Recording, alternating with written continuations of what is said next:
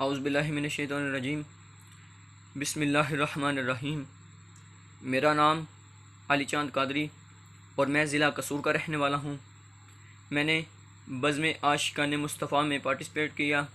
जिसकी वजह से मैं आगे क्वार्टर फाइनल में पहुँच गया।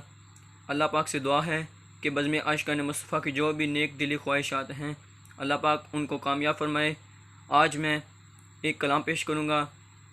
मियाँ मोहम्मद बख्श अलैहि रहमा का, बाज़ौक़ होकर समात फरमाएँ। अव्वल हम्द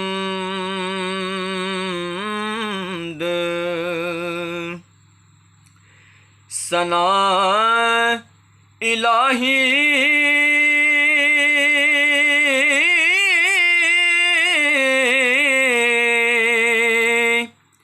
ते जो मालिक हरदा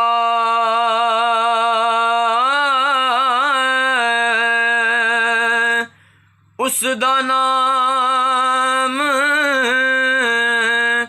चितारन वाला ते किसे मैदान निहरदा उसदा नाम चितारन वाला ते किसे मैदान निहरदा ते बेली बेली हर कोई आखे ते मैं भी आखां बेली उस वेले दा कोई ना बेली तो जिदों निकले जान अकेली उस वेले दा कोई ना बेली जिदों निकले जान अकेली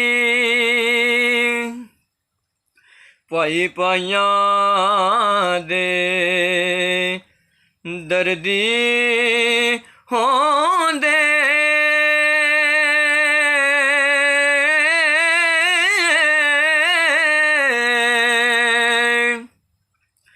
पाई पाइयां दे दर्दी होंदे पाई पाइयां दे दर्दी होंदे ते पाई पाइयां दियां बावां प्यो सिरदा ताज मुहम्मद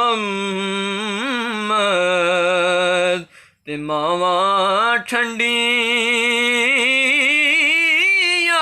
छावां प्यो सिरदा ताज मुहम्मद ते मावां ठंडियां छावां सैया नाल मैं खेडन गईयां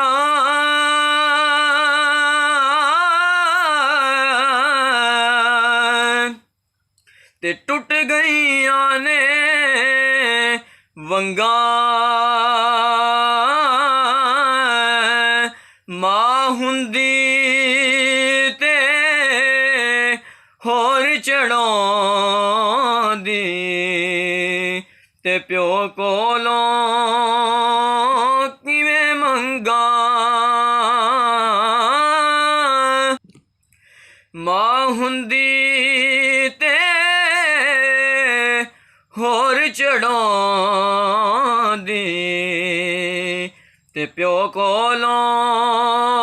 किवें मंगां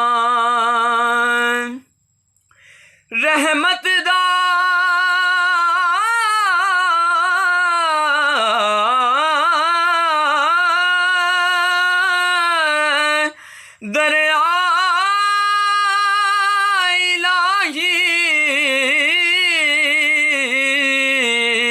ते हरदम वगदा तेरा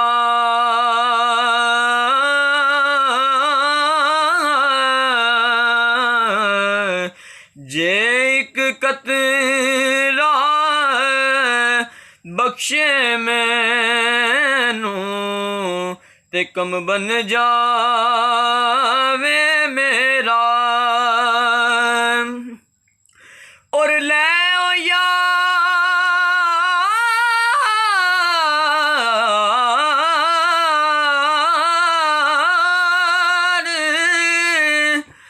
हवाले रब दे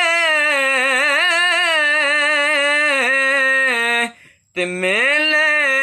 4 दिना दे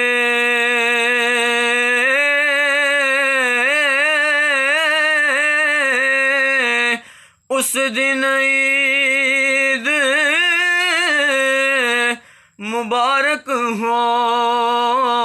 सी ते जिस दिन फेर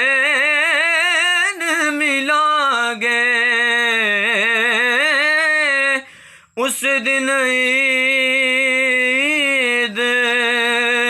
मुबारक हो सी ते जिस दिन फेर